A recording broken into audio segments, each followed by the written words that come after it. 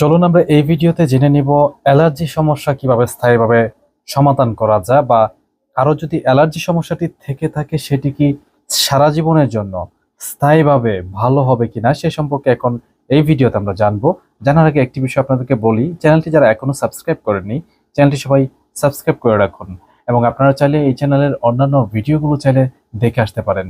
চলুন দেরি না করে আমরা জেনে নেই অ্যালার্জি সমস্যা স্থায়ীভাবে ভালো হয় কিনা বা ভালো করা যাবে কি না। অ্যালার্জি এমন একটা রোগ, প্রতিটা মানুষের মাঝেই অ্যালার্জি কম অথবা বেশি রয়েছে। অ্যালার্জি কারো যদি একবার হয় সেটি কিন্তু কখনোই স্থায়ীভাবে ভালো হয় না। অর্থাৎ আপনাকে নিয়মকানুন মেনে চলতে হবে, নিয়মিত ওষুধ খেতে হবে, এবং আপনার খাবার দাবারের ব্যাপারে সচেতন হতে হবে। অর্থাৎ নিজে নিজেই নিয়ন্ত্রণ করতে হবে। তাহলে অ্যালার্জি সমস্যা থেকে আপনি সাময়িকভাবে মুক্তি পেতে পারেন বা মুক্তি পাবেন। ধন্যবাদ সবাইকে ভিডিওটি দেখার জন্য।